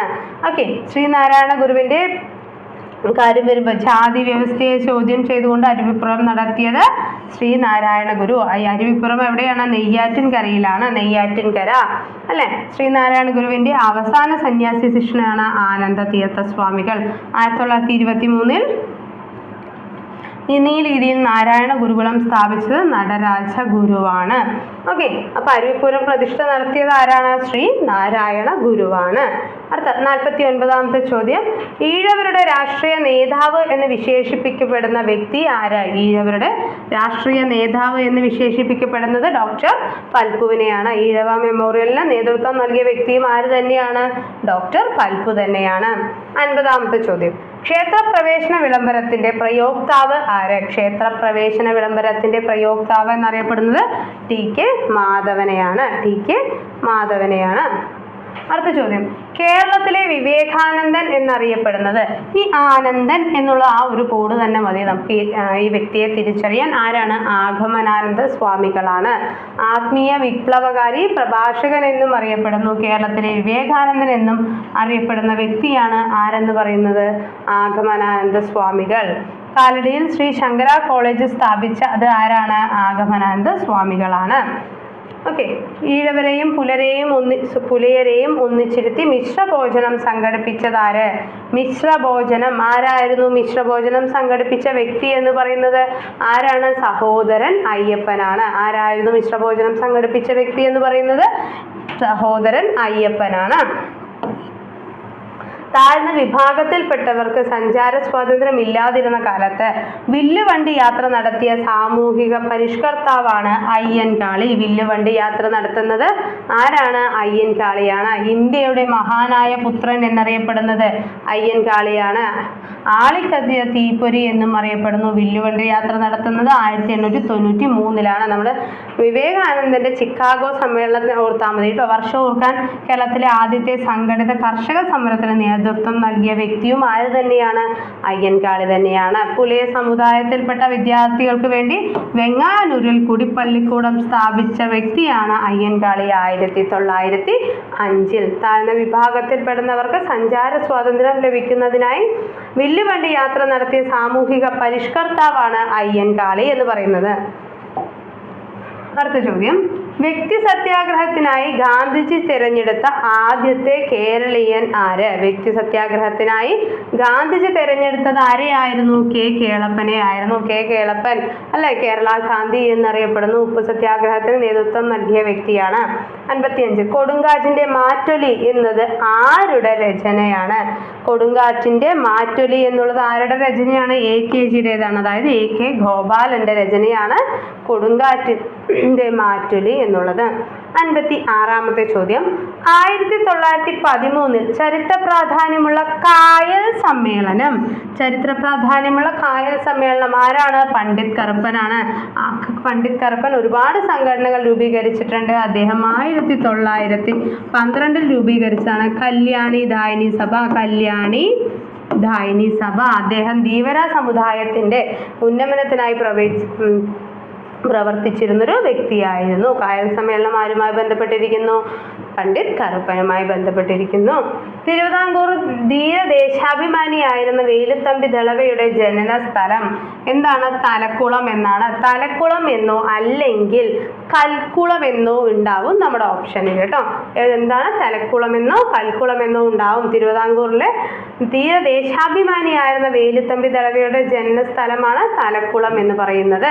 വേലുത്തമ്പി ദളവ കുണ്ടറ വിളംബരം നടത്തിയ വർഷമാണ് 1809 ജനുവരി 11 എന്നുള്ളത്. അടുത്ത ചോദ്യം, പഴശ്ശിരാജയെ കേരള സിംഹം എന്ന് വിശേഷിപ്പിച്ചത് ആരാണ്? സർദാർ KM പണിക്കരാണ്. പഴശ്ശിരാജയെ കേരള സിംഹം എന്ന് വിശേഷിപ്പിച്ചത് ആരാണ്? കേരള സിംഹം എന്നറിയപ്പെടുന്നത് പഴശ്ശിരാജയാണ്. പഴശ്ശിരാജയുടെ ജീവിതം ഇതിവൃത്തമാക്കി സർദാർ KM പണിക്കർ രചിച്ച നോവലാണ് കേരള സിംഹം എന്നുള്ളത്. ബ്രിട്ടീഷ് ആധിപത്യത്തിനെതിരെ മലബാറിൽ നടന്ന ശക്തമായ ചെറുത്തുനിൽപ്പിന് നേതൃത്വം നൽകിയ വ്യക്തിയായിരുന്നു കേരളവർമ്മ പഴശ്ശിരാജ. കോട്ടയം രാജകുടുംബത്തിലെ വ്യക്തിയാണ്. അദ്ദേഹം പഴശ്ശി സ്മാരകം സ്ഥിതി ചെയ്യുന്ന മാനന്തവാടിയാണ്. വധിക്കപ്പെടുന്നത് ഏത് വർഷമാണ്? 1805 മാവിലന്തോട് വെച്ചാണ് അദ്ദേഹം മരണമടയുന്നത്. കുറിച്യ കലാപം നടന്ന വർഷം എന്ന് ചോദിച്ചിട്ടുണ്ട്. 59ാമത്തെ ചോദ്യം. 59ാമത്തെ ചോദ്യം എന്താണ്? കുറിച്യ കലാപം നടന്ന വർഷം 1812 എന്നുള്ളതാണ്. 1812 നേതൃത്വം നൽകിയ വ്യക്തിയാണ് രാമനമ്പി. ഓക്കെ, കുറിച്യ കലാപത്തിന് നേതൃത്വം നൽകിയ വ്യക്തിയാണ് ആര്? രാമനമ്പി എന്ന് പറയുന്നത്. അതേപോലെ തന്നെ നമ്മൾ ഓർത്തിരിക്കേണ്ടതാണ് ദക്ഷിണേന്ത്യയിലെ ആദ്യത്തെ സംഘടിത ഗോത്രവർഗ കലാപം എന്ന് ചോദിച്ചാലും അത് കുറിച്യ കലാപം തന്നെയാണ്. 1812 വയനാട് ജില്ലയിലാണ് നടന്നത്. നേതൃത്വം നൽകിയ വ്യക്തിയാണ് രാമനമ്പി. ആ സമയത്തെ സബ് കളക്ടറായിരുന്നു തോമസ് ഹാർവേ ബാബർ എന്നുള്ളത്. അടുത്ത ചോദ്യം, ഒരു ചോദ്യം വിട്ടുപോയി നമ്മൾ. ഓക്കെ, അടുത്ത നമ്മുടെ 60ാമത്തെ ചോദ്യം കേട്ടോ. ക്ഷേത്ര പ്രവേശന വിളംബരം എഴുതി തയ്യാറാക്കിയത് ആരാണ്? ഉള്ളൂർ S പരമേശ്വരൻ അയ്യരാണ്. ഉള്ളൂരാണ് എന്ത് തയ്യാറാക്കിയത്? ക്ഷേത്ര പ്രവേശന വിളംബരം എഴുതി തയ്യാറാക്കിയ വ്യക്തി എന്ന് പറയുന്നത്. നമ്മൾ ഇതിൽ 60 ചോദ്യങ്ങൾ ഡിസ്കസ് ചെയ്തു. 60 മുതൽ 80 വരെയുള്ളത് മാത്സിലെ ചോദ്യങ്ങളാണ് കേട്ടോ. അപ്പോൾ അത് തൽക്കാലം നമുക്ക് ഇന്ന് ഡിസ്കസ് ചെയ്യേണ്ട, അത് ഡീറ്റെയിൽഡ് ആയിട്ട് തന്നെ കംപ്ലീറ്റും വർക്കൗട്ട് ചെയ്ത്, അത് ഒരുപാട് സമയം എടുക്കുന്നതുകൊണ്ടാണ്. അപ്പോൾ നമുക്ക് എന്ത് ചെയ്യാം, അത് കംപ്ലീറ്റ് ആയിട്ട് നമുക്ക് മറ്റൊരു ദിവസം നോക്കാം. ഇന്ന് GK പാർട്ടും സൈക്കോളജിയാണ് നമ്മൾ എന്ത് ചെയ്യുന്നത്, നമ്മൾ ഡീറ്റെയിൽഡ് ആയിട്ട് അനാലിസ് ചെയ്യുന്നത് കേട്ടോ. അപ്പോൾ നമ്മുടെ 81ാമത്തെ ചോദ്യത്തിലോട്ട് കടക്കുകയാണ്. 81ാമത്തെ ചോദ്യം, സ്കൂൾ പ്രായം എന്ന് എറിക്സൺ വിളിച്ച കാലഘട്ടം. നമ്മൾ എറിക്സന്റെ ഓരോ കാലഘട്ടങ്ങൾ പഠിക്കൂലേ, കർമ്മോത്സുകത പറയാറുണ്ട്, സ്വാശ്രയത്വം, രക്ഷ, മുൻകൈയെടുക്കൽ, കുറ്റബോധം, അങ്ങനെ ഓരോ കാറ്റഗറി ആയിട്ട് നമ്മൾ പറയാറുണ്ട്. അപ്പോൾ സ്കൂൾ പ്രായം എന്ന് എറിക്സൺ വിളിച്ചു കാട്ടിയത് കർമ്മോത്സുകത, അപഹർഷത എന്നുള്ള കാലഘട്ടമാണ്. 82ാമത്തെ ചോദ്യം, അബ്രഹാം മാസ്ലോയുടെ ആവശ്യങ്ങളുടെ ശ്രേണിയിൽ ശാരീരിക ആവശ്യങ്ങൾ എന്നുള്ളതിന് തൊട്ട് മുകളിൽ വരുന്ന ആവശ്യം, ബേസിക് നീഡ് ആയിട്ടുള്ള നമ്മുടെ ശാരീരിക ആവശ്യങ്ങളുടെ തൊട്ട് മുകളിലായി വരുന്നത് ഏതാണ്? ഏറ്റവും മുകളിൽ ഏത് തന്നെയാണ്? നമ്മുടെ ആത്മസാക്ഷാത്കാരം എന്നുള്ളതാണ് അല്ലേ. അപ്പോൾ ശ്രേണിയിൽ നമ്മളോട് ചോദിച്ചിരിക്കുന്നത് ശാരീരിക ആവശ്യങ്ങൾക്ക് തൊട്ട് മുന്നിലായി വരുന്നത് ഏതാണ്? സുരക്ഷിതത്വം എന്നുള്ളത് തന്നെയാണ് അല്ലേ. ശാരീരിക ആവശ്യങ്ങൾ, നമ്മുടെ ബേസിക് നീഡ്സ് കഴിഞ്ഞാൽ പിന്നെ നമുക്ക് വേണ്ടത് എന്താണ്? സേഫ്റ്റി തന്നെയാണ്. അടുത്ത ചോദ്യം, ബുദ്ധിയുടെ ജി ഘടകത്തിന്റെ സവിശേഷതകളിൽ പെടാത്തത് ഏത്? ബുദ്ധിയുടെ ജി ഘടകങ്ങളുടെ സവിശേഷതയിൽ പെടാത്തത് ഏത്? ജന്മസിദ്ധമാണ്, സ്ഥിരമാണ്, പരിസ്ഥിതിയിൽ നിന്നും ആർജിക്കപ്പെടുന്നു, പൊതുവായ മാനസിക ശക്തി, വിശേഷമാണ്. ജി എന്ന് പറയുമ്പോൾ നിങ്ങൾക്കറിയാം എന്താണ്? പൊതുവായ, ജനറൽ എന്നുള്ളത് ശരിയാണെന്നറിയാം. ബുദ്ധിയുടെ ജി ഘടകത്തിന്റെ സവിശേഷതകളിൽ പെടാത്തതാണ് നമുക്ക് കണ്ടെത്തേണ്ടത്. പെടാത്തത് ഏതാണ്? നമ്മുടെ പരിസ്ഥിതിയിൽ നിന്നും ആർജിക്കപ്പെടുന്നു എന്നുള്ളതാണ്. പരിസ്ഥിതിയിൽ നിന്നും ആർജിക്കപ്പെടുന്നു. സ്പിയർമാന്റെ അഭിപ്രായത്തിൽ, അതായത് നമ്മൾ ദ്വിഘടക സിദ്ധാന്തം പഠിക്കാറുണ്ട് അല്ലേ. അപ്പോൾ എസ് ഫാക്ടർ എന്നും ജി ഫാക്ടർ എന്നും പഠിക്കാറുണ്ട്. ഒരു പ്രവർത്തനത്തിന്റെ വിജയത്തിന് ജി ഘടകവും എസ് ഘടകവും ഒത്തുചേരേണ്ടതാണ്. ജി ഘടകം ഉയർന്ന തോതിലുള്ള വ്യക്തിക്ക് ഏറ്റെടുക്കുന്ന ഏതൊരു പ്രവൃത്തിയിലും സാമാന്യമായ കഴിവെങ്കിലും പ്രകടിപ്പിക്കാമെന്ന് ഈ സിദ്ധാന്തം അഭിപ്രായപ്പെടുന്നു. ഓക്കെ, ജി ഫാക്ടേഴ്സിനെ കുറിച്ചും എസ് ഫാക്ടേഴ്സിനെ കുറിച്ചും ദ്വിഘടക സിദ്ധാന്തവും നമ്മുടെ നോട്ടിൽ കൃത്യമായി ഡീറ്റെയിൽഡ് ആയിട്ടുണ്ട് അല്ലേ. 84ാമത്തെ ചോദ്യം, ലൈംഗിക ചൂഷണം കൂടി വരുന്ന കാലഘട്ടത്തിൽ കൗമാരക്കാർക്ക് വളരെ അത്യാവശ്യമായി നൽകേണ്ട കൗൺസിലിംഗ് ഏതാണ്? പ്രതിരോധ കൗൺസിലിംഗ് എന്നുള്ളതാണ്. ലൈംഗിക ചൂഷണം കൂടി വരുന്ന ഈ കാലഘട്ടത്തിൽ കൗമാരക്കാർക്ക് വളരെ അത്യാവശ്യമായി നൽകേണ്ട കൗൺസിലിംഗ് ആണ് പ്രതിരോധ കൗൺസിലിംഗ് എന്നുള്ളത്. ഓക്കെ, 85ാമത്തെ ചോദ്യം, പഠിതാക്കൾക്ക് അഹംബോധവും അവർക്ക് മുൻപ് പരിചയപ്പെട്ട ആത്മാഭിമാനം തുടങ്ങിയ ആശയങ്ങളുമായി താരതമ്യം ചെയ്യുന്നതിന് അവസരവും നൽകണം എന്നുള്ളത് ആരുടെ തത്വമാണ്? ആരുടേതാണ്? കാൾ റോജേഴ്സിൻ്റെതാണ്. പഠിതാക്കൾക്ക് അഹംബോധവും അവർ മുമ്പ് പരിചയപ്പെട്ട ആത്മാഭിമാനം തുടങ്ങിയ ആശയങ്ങളുമായി താരതമ്യം ചെയ്യുന്നതിന് അവസരം നൽകണം എന്നുള്ള തത്വം ആരുടേതാണ്? കാൾ റോജേഴ്സിൻ്റെതാണ്. ദെൻ നമ്മളിപ്പോൾ ഇതിൽ നിങ്ങൾക്കായിട്ട് ഞങ്ങൾ ഉൾപ്പെടുത്തി തന്ന ചോദ്യങ്ങൾ, അതിൻ്റെ സ്ക്രീൻഷോട്ട്സുകൾ, നമ്മുടെ നോട്ട്സിൻ്റെ കുറേ ഭാഗങ്ങൾ എന്ന് പറയുന്നത് വളരെ കുറച്ച് മാത്രമാണ് കേട്ടോ. ബാക്കി ക്ലാസ്സിലുള്ള എക്സ്പ്ലനേഷൻസും അതേപോലെ ക്ലാസ്സിൽ ടീച്ചർ എടുത്തിട്ടുള്ള ആ നോട്ടുകളൊന്നും നമുക്ക് ഇപ്പോൾ പ്രൂഫോട് കൂടിയിട്ട് ഇവിടെ കൊണ്ടുവരാൻ സാധിക്കുന്നതല്ല. അതൊക്കെ നമ്മുടെ ക്ലാസ്സിൽ നിങ്ങൾക്ക് അവൈലബിൾ ആണ്. ഓക്കെ, അപ്പോൾ നമുക്ക് പ്രൂഫായിട്ട് നിങ്ങൾക്ക് മുൻപിൽ കാണിച്ചു തരാൻ പറ്റുന്ന നമ്മുടെ ഡിജിറ്റലായിട്ടുള്ള നമ്മുടെ കോപ്പീസ് മാത്രമാണ് ഇന്നത്തെ നമ്മൾ വീഡിയോസിലൂടെ നിങ്ങൾ കണ്ടിട്ടുള്ളത്. അപ്പോൾ കഴിഞ്ഞ UPSC പരീക്ഷയിൽ 60-ൽ കൂടുതൽ ചോദ്യങ്ങളും ഞങ്ങളുടെ മെറ്റീരിയലിൽ നിന്ന് തന്നെ ആയിരുന്നു എന്നുള്ളത് ഞങ്ങൾക്ക് വളരെ സന്തോഷമുള്ള ഒരു കാര്യമാണ്. അതിൽ നിങ്ങൾ ഓർക്കേണ്ട കാര്യം ഇതാണ്, നമുക്കൊരു 10 മാർക്കിൻ്റെ ഇംഗ്ലീഷും വരുന്നുണ്ട്, 20 മാർക്കിൻ്റെ മാത്സും വരുന്നുണ്ട് കേട്ടോ. അപ്പോൾ 20 മാർക്കിൻ്റെ മാത്സ് എന്ന് പറയുന്നതൊന്നും നമുക്ക് മെറ്റീരിയലായിട്ട് കാണിക്കാൻ പറ്റുന്ന കാര്യങ്ങളല്ല. കാരണം ടീച്ചർ ക്ലാസ്സിൽ വർക്കൗട്ട് ചെയ്ത് ടീച്ചർ പഠിപ്പിക്കുന്ന കാര്യങ്ങളാണ് അല്ലേ. അപ്പോൾ നിങ്ങൾ ആലോചിക്കുക, അത്രയും മെറ്റീരിയൽസ് നമ്മുടെ തന്നെയായിരുന്നു. അതുകൊണ്ട് തന്നെയാണ് എയിംസിന് എന്നും കേരളത്തിൽ ടോപ്പ് റിസൾട്ട് കാഴ്ചവെക്കാനായിട്ട് സാധിക്കുന്നതും. ഓക്കെ, അടുത്ത ചോദ്യം, പ്രതിക്രിയ അധ്യാപനം ആരുടെ ആശയമാണ്? ഇത് കഴിഞ്ഞ LPSCയുടെ NCAയുടെ ചോദ്യപേപ്പറിൽ ഉണ്ടായിരുന്ന ചോദ്യം അല്ലേ. റെസിപ്രോക്കൽ ടീച്ചിങ് എന്നുള്ളത് വൈഗോട്സ്കിയുടെ ആശയമാണ്. PYQ ആണ്. അപ്പം നല്ലപോലെ പഠിക്കുക കേട്ടോ ഈ ഭാഗമൊക്കെ. അടുത്ത 87ാമത്തെ ചോദ്യം, ചിത്രത്തിൽ 8 രേഖാഖണ്ഡങ്ങളാണ് 4 സെറ്റ് രേഖാഖണ്ഡങ്ങളായി പ്രത്യക്ഷണം ചെയ്യുന്ന ഈ പ്രതിഭാസത്തിന്റെ പേരെന്താണ്? എന്താണ്? ഒരു സെക്ഷനായി ഡിവൈഡ് ചെയ്തിട്ടുണ്ട് അല്ലേ.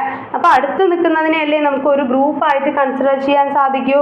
നമ്മുടെ 57ാമത്തെ ചോദ്യത്തിൽ എന്താണ് ഇങ്ങനെ അടുത്തടുത്ത് നിൽക്കുന്നതിന് ഓരോ ഗ്രൂപ്പുകളായി ക്ലാസിഫൈ ചെയ്യുന്നുണ്ട് അല്ലേ?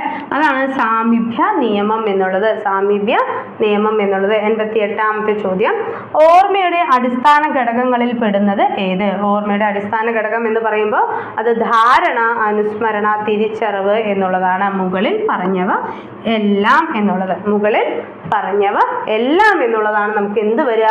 നമ്മുടെ ആൻസർ ആയിട്ട് വരുന്നത്.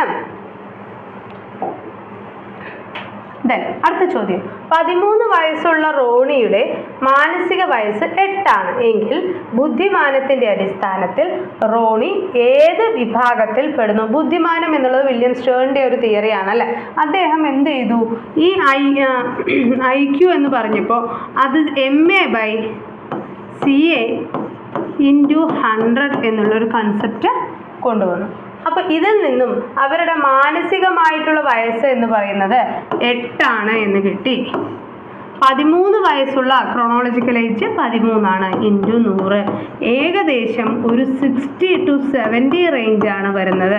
അപ്പോൾ ഈ ഒരു റേഞ്ചാണ് നമുക്ക് എവിടെ തന്നിട്ടുണ്ടാവുക? നമ്മുടെ നോട്ടിൽ തന്നിട്ടുണ്ടാവുക. ഓക്കെ, അപ്പോൾ 89ാമത്തെ ചോദ്യത്തിൻ്റെ ഉത്തരം എന്ന് പറയുന്നത് ഏതാണ്? B ആണ്, മൂഢബുദ്ധി എന്നുള്ളതാണ്. 90ാമത്തെ, ക്രിയാഗവേഷണത്തിന്റെ ഉപജ്ഞാതാവ് ആര്? ക്രിയാഗവേഷണത്തിന്റെ ഉപജ്ഞാതാവ് ആരാണ്? സ്റ്റീഫൻ എം കോറിയാണ്. ക്രിയാഗവേഷണം ആരുടേതാണ്? സ്റ്റീഫൻ എം കോറിയാണ്. ഈ കൊറേ എന്നുള്ള ഈ ഒരു പേര് വളരെ ഇമ്പോർട്ടൻ്റ് ആണ് കേട്ടോ. എല്ലാ പരീക്ഷകൾക്കും എടുത്തു ചോദിക്കുന്ന ഒരു വ്യക്തിയാണ് ആരെന്ന് പറയുന്നത്? സ്റ്റീഫൻ എം കോറി എന്നുള്ളത്.